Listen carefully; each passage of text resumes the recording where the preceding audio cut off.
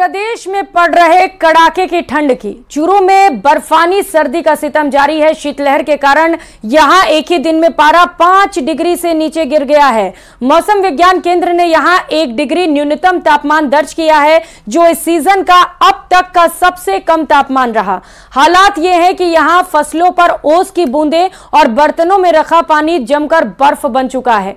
आसमान पूरी तरह से साफ रहने और उत्तरी हवाओं की बदौलत जमाव बिंदु की तरफ लुढ़क रहा है। सर्दी का आलम यह रहा कि धूप के बावजूद हाथ और पांवों में ठिठुरन महसूस की जा रही है। कड़ाके की सर्दी और शीतलहर ने जनजीवन अस्त व्यस्त कर दिया है। चूरू में इस समय बड़े कड़ाके की ठंड पड़ रही है और चूरू में एक ही दिन में 5 डिग्री तापमान गिरा है। मौसम विभाग द्वारा वर्तमान में जो स्थिति है तापमान की वो 1 डिग्री नोट की गई है। और जो कड़वासर गांव में जो खेतों में जो फसलें हैं उसमें बर्फ़ की चादर की लेयर लगी हुई है और गाड़ी स्कूटर इसी में बर्फ़ की चादर है और लगी हुई है। जब मैंने अपने सुबह नल खोला था पानी भरने के लिए तो उस पानी के साथ बर्फ़ की जो लेयर निकल के आई है वो पानी के साथ निकल कर आई है। तो इस वक्त मौसम साफ होने के बावजूद भी चूरू में बड़ी कड़ाके की ठंड महसूस की जा रही है। तो जयपुर में भी पश्चिमी विक्षोभ का असर खत्म होने के बाद कड़ाके की सर्दी का दौर शुरू हो चुका है। कई इलाकों में न्यूनतम तापमान 2 से 4 डिग्री तक दर्ज किया गया। मौसम विभाग के अनुसार बीती रात सीकर में -0.5 डिग्री सेल्सियस तापमान दर्ज हुआ, जबकि चूरू में 1 डिग्री तापमान तो अलवर और पिलानी में 2.2 डिग्री सेल्सियस न्यूनतम तापमान दर्ज किया गया है। मौसम विभाग के निदेशक के मुताबिक आने वाले 2 दिनों में चूरू, सीकर, झुंझुनू, अलवर, हनुमानगढ़, करौली जिलों में शीतलहर या सीवियर कोल्ड वेव चलने की भी संभावना है। वहीं उत्तर पश्चिमी और उत्तरी राजस्थान में भी सर्दी का प्रकोप जारी रहेगा।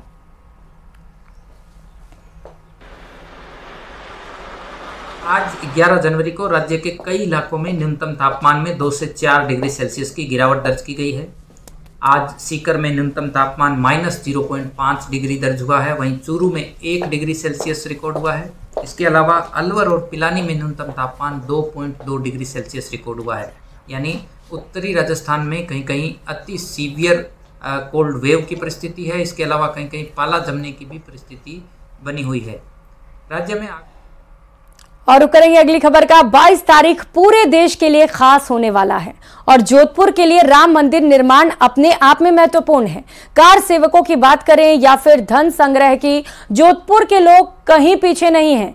साल 1989, 1990 और 92 में कार सेवकों का जत्था जोधपुर से भी बढ़ चढ़कर अयोध्या की ओर कूच किया था। विवादित ढांचे से कुछ ही दूरी पर जोधपुर के देवराज बोहरा भी खड़े थे, जो जोधपुर के 35 कार सेवकों के दल का नेतृत्व कर रहे थे।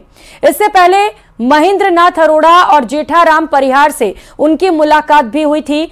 किस तरीके से पूरा घटनाक्रम रहा, क्या कुछ तैयारियां रहीं और क्या कुछ थे मन के विचार, ये जानने का प्रयास किया न्यूज़ 18 राजस्थान की टीम ने। कार सेवकों के द्वारा जो सपना देखा गया था वो कहीं न कहीं अब पूरा होने जा रहा है। इन सब में जोधपुर की महत्वपूर्ण भूमिका रही है। चाहे कार सेवकों के जत्थे रवानगी की बात हो, वहां अपने प्राणों के उत्सर्ग करने की बात हो, या फिर राम मंदिर निर्माण में धन संचय और धन संग्रह की बात करें तो जोधपुर हमेशा से ही अव्वल रहा है। मेरे साथ में इस समय है देवराज जी बोहरा। एक कार सेवक के रूप में इनकी पहचान है और समाज सेवा के रूप में भी जाने जाते हैं। अपने पूरे जत्थे के साथ 92 वर्ष में आप पहुंचे थे, यहां से 35 लोगों के जत्थे के साथ में अयोध्या। क्या कुछ घटनाक्रम रहा था? आज जब ये दिन देखते हैं तो क्या कुछ जहन में बात आती है? राम मंदिर के लिए हिंदुस्तान की जनता में बहुत रोष रहा कि 500 साल से राम मंदिर कटघरे में खड़ा रहा और उसको लेकर के जोधपुर से समय समय पर 90 में भी और 92 में भी राम मंदिर आंदोलन में भाग लिया लोगों ने। और इस बुलेटिन में फिलहाल इतना ही। आगे देखिए प्राइम डिबेट सहयोगी रविंद्र के साथ। नमस्कार।